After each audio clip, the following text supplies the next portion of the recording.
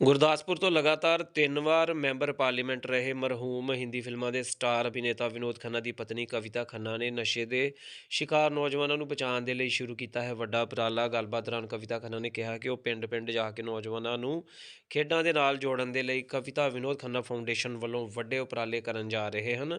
ਆਪਣੇ ਵਿਦੇਸ਼ੀ ਦੋਸਤਾਂ ਦੇ ਨਾਲ ਗੁਰਦਾਸਪੁਰ ਦੇ ਜ਼ਿਲ੍ਹਾ ਰੈਸਟ ਕ੍ਰਾਸ ਨਸ਼ਾ ਛੁਡਾਊ ਕੇਂਦਰ ਵਿਖੇ ਪਹੁੰਚੇ ਮੈਡਮ ਕਵਿਤਾ ਖੰਨਾ ਨੇ ਪੀੜਿਤ ਨੌਜਵਾਨਾਂ ਨਾਲ ਗੱਲਬਾਤ ਕਰਕੇ ਉਹਨਾਂ ਦੀ ਹੌਸਲਾ ਅਫਜ਼ਾਈ ਕੀਤੀ। ਇਸ ਮੌਕੇ 'ਤੇ ਉਹਨਾਂ ਨੇ ਕਿਹਾ ਕਿ ਪੰਜਾਬ ਦੇ 60% ਨੌਜਵਾਨ ਬੱਚੇ ਨਸ਼ੇ ਦੇ ਆਦੀ ਹੋ ਚੁੱਕੇ ਹਨ, ਜੋ ਕਿ ਇੱਕ ਵੱਡਾ ਚਿੰਤਾ ਦਾ ਵਿਸ਼ੇ ਹੈ। ਉਹਨਾਂ ਨੇ ਕਿਹਾ ਕਿ ਉਹ ਪੰਜਾਬ ਦੇ ਨੌਜਵਾਨਾਂ ਨੂੰ ਨਸ਼ਿਆਂ ਦੀ ਦਲਦਲ ਤੋਂ ਬਾਹਰ ਕੱਢਣ ਦੇ ਲਈ ਜਲਦੀ ਹੀ ਇੱਕ ਵੱਡਾ ਲੀਗ ਟੂਰਨਾਮੈਂਟ ਕਰਵਾਉਣ ਜਾ ਰਹੇ ਹਨ।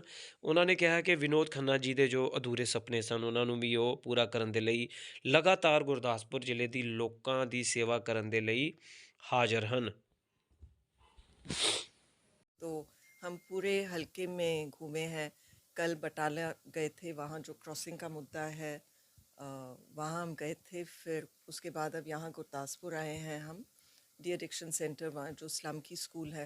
कल हमारा एक लीग टूर्नामेंट था जो शायद किसी को पता नहीं, क्योंकि हम ये काम कर रहे थे, मीडिया में अभी तक दिया नहीं है, तो पहली बार मैं दे रही हूँ कि एक तो ये डी एडिक्शन सेंटर है जहाँ जब लोग नशा शुरू करते हैं तब उनको यहाँ नशा छुड़वाने के लिए लाया जाता है।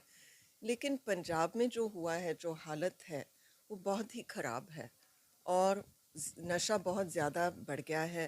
गवर्नमेंट के जो रिपोर्ट्स हैं वो दिखाते हैं कि जो स्कूल के बच्चे हैं, और ये गवर्नमेंट का रिपोर्ट है, ये कोई हमारा है नहीं, ऑफिशियली वो कहते हैं कि 60% बच्चे तंबाकू ले रहे हैं, एडिक्टेड है तंबाकू, और ये गेटवे ड्रग बनता है, फिर ड्रग्स करते हैं।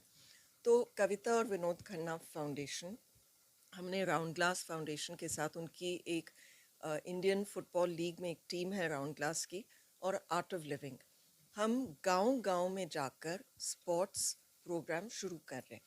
तो कैसे करते हैं, हम गांव में से किसी एक बंदे को लेते हैं जिसको स्पोर्ट्स का अनुभव हो, और पंजाब में तो इतने बढ़िया स्पोर्ट्समैन रहे हैं।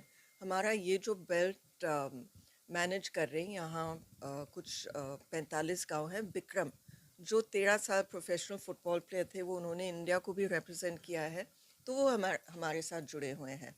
और हम गांव-गांव में जाकर एक ऐसा बंदा लेते हैं जिसका स्पोर्ट्स का अनुभव हो, और उनको प्रोफेशनल ट्रेनिंग में डालते हैं। लेवल डी, लेवल ई के कोच बनाते हैं उनको, और ये कोचेस फिर रोज़ आते हैं गांव में।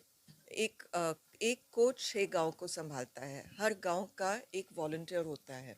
तो वॉलंटियर और कोच इकट्ठा मिलकर रोज़ बच्चों को ये स्पोर्ट्स का ट्रेनिंग दे रहे हैं। अभी हमने फ़ुटबॉल से शुरुआत किया है, इसके बाद वॉलीबॉल और कबड्डी भी होगी। तो मेरा ये विज़न है कि हर गांव में रोज़ हमारे बच्चे खेल कूद में लग जाए, उनका प्रॉपर ट्रेनिंग हो, इससे उनका फ्यूचर भी बन सकता है। और अगर वो स्पोर्ट्स का प्रोफेशन ना ले तो फिर भी स्पोर्ट्स में तो इतना इतना ज़्यादा बेनिफिट्स है। जैसे कि एक तो आपकी बॉडी फिट होती है, अगर आप स्पोर्ट्स में आपका मन लग जाए तो कभी आप नशे के बारे में सोचोगे नहीं।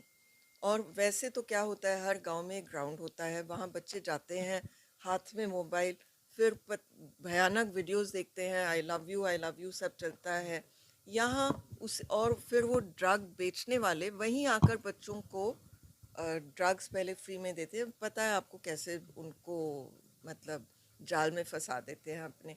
तो यहाँ स्पोर्ट्स जब होगा, इनकी बॉडी भी फिट हो जाएगी, इनका कंसंट्रेशन भी बढ़ता है, उनको टीम वर्क के बारे में भी पता चलता है, और पॉजिटिव एटीट्यूड होता है, करेज आता है।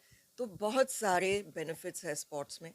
हम ये उद्देश्य से कर रहे हैं कि वो सारे बेनिफिट्स उनको मिले, लेकिन सबसे ज़्यादा अहमियत ये रखता है मेरे लिए कि ये हमारे बच्चे बिल्कुल ड्रग्स में ना जाए। तो इसके साथ एक तो हम ये डी एडिक्शन का काम कर रहे हैं, यहाँ डी एडिक्शन सेंटर्स को भी सपोर्ट कर रहे हैं। तो कविता और विनोद खन्ना फाउंडेशन, हमारा आर्ट ऑफ लिविंग के साथ हम यहाँ प्रोग्राम्स चला रहे हैं। और ये प्रोग्राम की खासियत ये है कि और प्रोग्राम्स जो है, WHO के स्टेटिस्टिक्स बताते हैं कि कंप्लीट रिमिशन लगभग 5% होता है। मतलब आपने डी एडिक्शन का कोर्स किया है और उसके बाद दोबारा आप रिलैप्स होते हो और दोबारा ड्रग्स लेने लगते हो। तो ये आर्ट ऑफ लिविंग का जो है वो 40 से 70% कंप्लीट रिमिशन होता है। तो हमारे फाउंडेशन की तरफ से, कविता एंड विनोद खन्ना फाउंडेशन की तरफ से हम ये स्पॉन्सर कर रहे हैं। हमने यहाँ रेड क्रॉस में किया है और मुझे अब लगता है कि 20 तारीख के बाद दोबारा यहाँ कॉस होगा। ਜਿਸ ਤਰ੍ਹਾਂ तो ਤੁਸੀਂ ਸਪੋਰਟਸ ਬਾਰੇ ਜਿਹੜੇ ਨੌਜਵਾਨਾਂ ਨੂੰ ਪ੍ਰੇਰਿਤ ਕਰ ਰਹੇ ਹੋ ਕਿ ਸਪੋਰਟਸ ਵੱਲ ਜਾਣਾ ਚਾਹੀਦਾ ਹੈਗਾ, ਲੱਗਦਾ ਨਹੀਂ ਕਿ ਸਭ ਤੋਂ ਵੱਡੀ ਕਮੀ ਜਿਹੜੀ ਹੈ ਕਿਤੇ ਨਾ ਕਿਤੇ ਨੌਕਰੀਆਂ ਜਿਹੜੀਆਂ ਨਹੀਂ ਮਿਲ ਰਹੀਆਂ ਹੈਗੀ, ਬੇਰੁਜ਼ਗਾਰੀ ਜਿਹੜੀ ਸਭ ਤੋਂ बिल्कुल ਵੱਡਾ बिल्कुल बेरोजगारी है, इसलिए हमारा सारा यूथ पंजाब ही नहीं लेकिन देश छोड़ के जा रहा है। हमने देखा है बिहार से माइग्रेंट लेबर आता है, लेकिन पंजाबी जो है वो तो देश छोड़ के जा रहे हैं। तो इसलिए हम 2 प्रोग्राम चला रहे हैं उनके लिए, अगेन ये through Kavita and Vinod Khanna foundation है। एक तो स्किल डेवलपमेंट का, तो स्किल डेवलपमेंट हम उनको करा रहे हैं, और दूसरा एक प्रोग्राम है यूथ लीडरशिप ट्रेनिंग प्रोग्राम। इसमें हम गांव-गांव जाते हैं और उनको ट्रेनिंग देते हैं कि जो भी आपके मसले हैं गांव में, वो गांव के लेवल पे ही आप सुलझा सकते हो। आपको किसी ने बताया नहीं कि आप खुद इसको कैसे सुलझा सकते हो।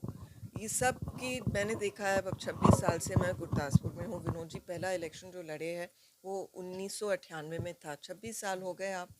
तो वहाँ हर चीज़ के लिए एमपी के पास आओ, एमएलए के पास आओ, इसके लिए पैसे दो, उसके लिए पैसे दो, एमपी हर जगह नहीं पहुंच सकता।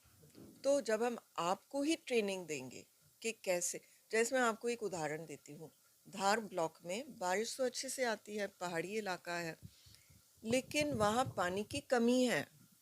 तो वो कहते हैं कि कुछ करो, पाइप चढ़ाओ, ये करो, वो करो, वाटर सप्लाई का सिस्टम बनाओ। लेकिन हम वायर टीपी का यूथ लीडरशिप ट्रेनिंग प्रोग्राम जब वहाँ करेंगे, तो वहाँ के बच्चों को ही, जो यूथ है, उनको सिखाएंगे कि देखो ये जब बारिश आती है, आप अगर चेक डैम ऐसे बना दो, बड़ा आसान है। गांव के लिए कुछ दिनों का काम है कि वहाँ चेक डैम बनाओ, वहाँ वो पानी की रुकता है, फिर एकदम से धो धो करके पहाड़ियों से नीचे नहीं जाता है, वो वहाँ रुकता है। जब वो रुकता है तो वो ज़मीन में जाता है, और पानी तो हम जानते हैं, कुएं से पानी तो ज़मीन से ही लेते हैं, बिल्कुल साफ़ पानी होता है, वो फ्रेश पानी होता है। तो इस तरह से कई मुद्दे हैं, ऐसा नहीं कि सिर्फ ये ट्रेनिंग देते। जो भी आप में गाँव, आपके गाँव में ज़रूरत हो, उसकी हम आपको ट्रेनिंग देते हैं। तो ये हमारा ओवरऑल ओवरव्यू है फाउंडेशन का। देश में सबसे बड़ी समस्या जो है सो सिंथेटिक नशा है। इसे रोकने के लिए जो बॉर्डर के पार से आता है उसे रोकने के लिए क्या उपलब्ध केंद्र सरकार को करना चाहिए सिंथेटिक नशे को रोकने के लिए? वो मैंने ये पहले भी, हम डीसी यहाँ आए थे विजिट के, हम इकट्ठा आए थे डीसी और मैं, जब हमारे joint secretary Manoj necessary central government से आए हैं, उनके साथ हम एक स्टडी कर रहे हैं और वो देख रहे हैं कि यहाँ जो एलोपैथिक दवाइयाँ दी जाती है उससे भी साइकोसिस हो सकता है। तो हम ये कोशिश कर रहे हैं कि एलोपैथी के साथ हम आयुर्वेद की दवाई दें उनको, ताकि वो जो साइकोसिस होता है, तो ये एक बड़ा 1000 पेशेंट का क्लिनिकल ट्रायल होने वाला है। तो मैं भी उसमें इन्वॉल्व हूँ, उसका प्रोटोकॉल और सब तैयार करने में मैंने भी अपने इनपुट्स दिए हैं, और मैंने क्लिनिकल ट्रायल का काम कई साल के लिए किया है कॉर्पोरेट सेक्टर में। तो ये उस समय हमने जो प्रेस कॉन्फ्रेंस किया था, तो उस समय डीसी ने भी बोला था कि वो उन्होंने कैसे, ये अगर कोई डीलिंग करता हो तो एक हेल्पलाइन बनाई है कि आप उनको फ़ोन करो और बताओ कि यहाँ यहाँ ऐसे ऐसे वो बेच रहे हैं। उनकी जो अलर्टनेस है पुलिस की, वो भी बढ़ गई है, क्योंकि बॉर्डर से ज़्यादातर आ रहा है, वो ड्रोन से आ रहा है। तो हेल्पलाइंस ऐसे हैं, एक हेल्पलाइन है कि अगर किसी को भी पता चला कि ड्रग्स कहीं से भी आ रहे हों, तो वो उस हेल्पलाइन पे तुरंत फ़ोन करे। 24 घंटे का हेल्पलाइन है। अगर कोई नशे में हो, जो आप देखो जिसको नशे से निकालना हो, तो वो भी हेल्पलाइन है। तो ये सब कर रहे हैं।